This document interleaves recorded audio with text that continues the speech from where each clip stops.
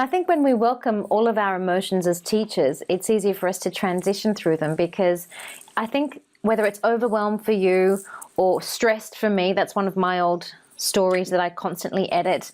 Sure. And like you said, sometimes it's because I am really stressed, or sometimes Yes. it's because there is too much to do and I need to extend deadlines or reprioritize.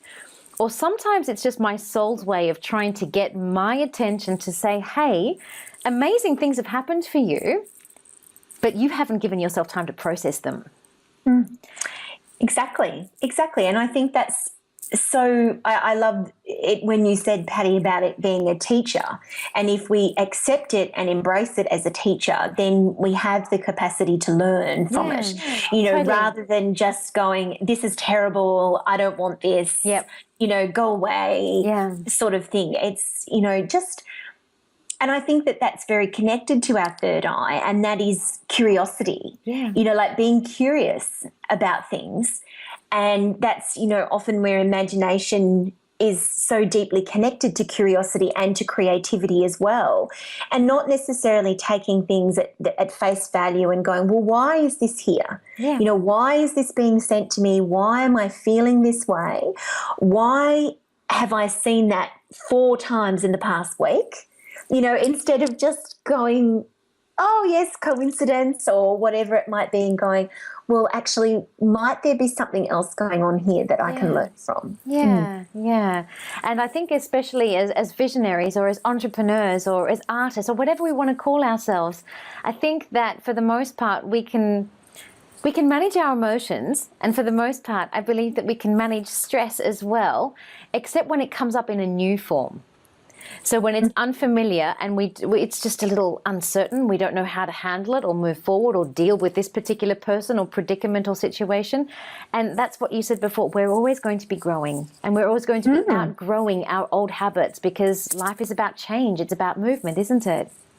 Oh, completely. And I think that with that, we also need to recognize, otherwise we can get very, very stuck very quickly, that also things that have worked for us before, not just negative repeating patterns, but also that sometimes things that have worked for us before, we may reach a particular point in our life where they don't work anymore, or they don't work as well. Yes. And I think that often that's where, if we're not careful, we can become unstuck, and we can go, but hang on a second, this used to be okay. This used to work.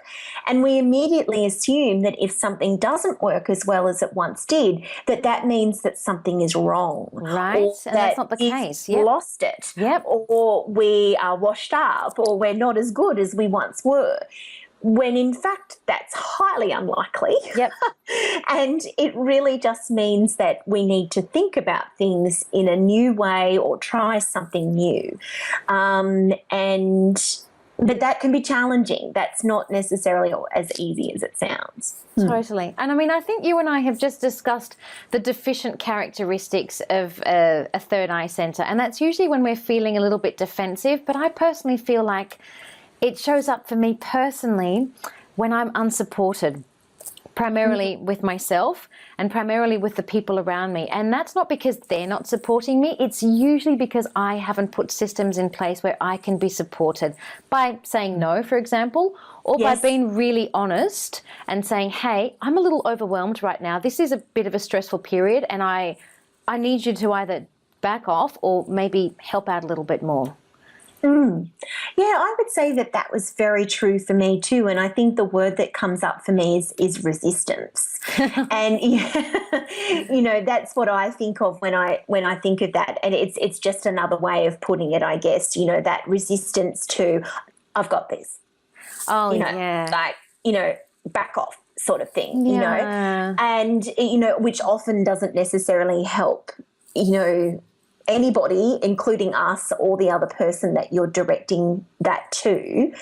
And it all comes down to awareness, doesn't it? And it's like just being aware, even if it comes after the fact, that that's what's happening, because awareness is power.